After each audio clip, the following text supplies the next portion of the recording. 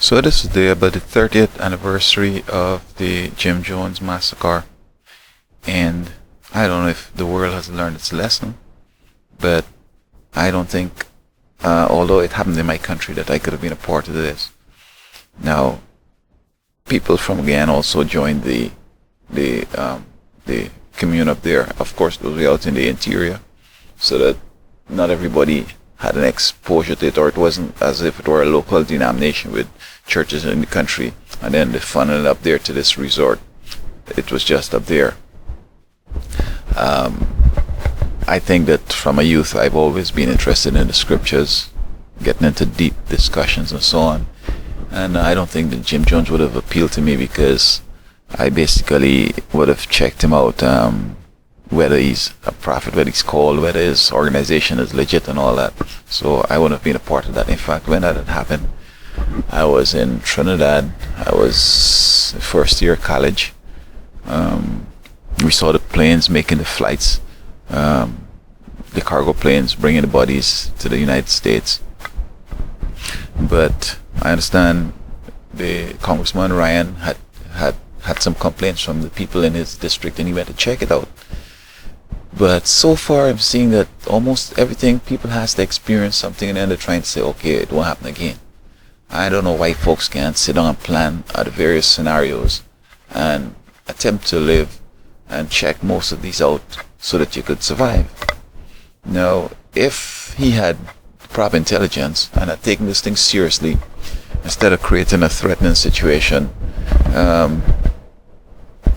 have the army or somebody standing by, the Guyana army or something like that, standing by so that they could give you some protection.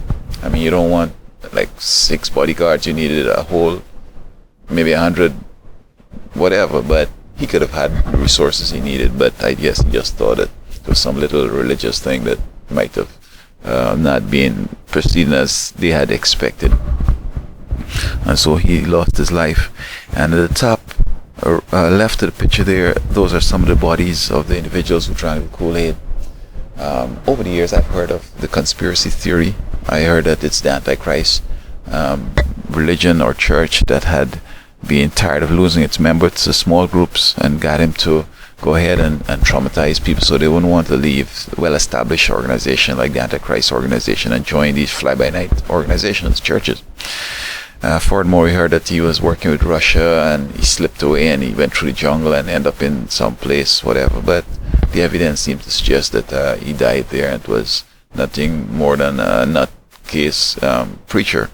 But has the world learned from this, and are there still situations that potentially could cause a massacre like this?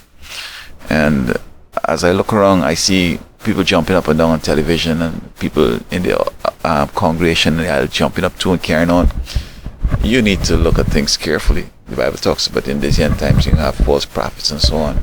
And the latest crazes, they're talking about 2012 is going to be the return of the Lord, and this guy Campion is making some big waves. But Jesus had said that nobody knows of his return, and not even the angels in heaven. But that was like 2,000 years ago.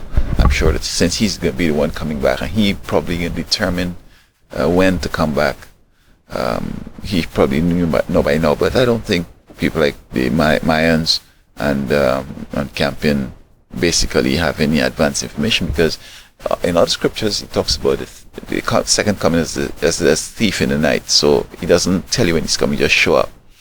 And if people really knew that God was coming at a certain time, people would change their lives. There'd be a whole bunch of reverence and so forth. And so folks got to check out these preachers for themselves. I mean, just don't go jumping up and joining stuff and end up, getting hurt.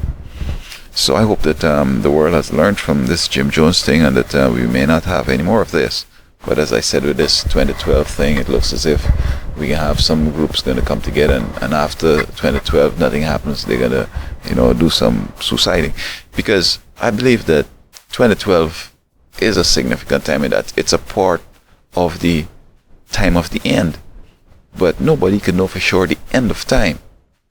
All these times, wars and rumors of wars, false prophets, Jesus here and there, all these are going to be signs of the end of the time of the end, but not the end of time. So I trust that everybody take note and just avoid a Jim Jones mass murder.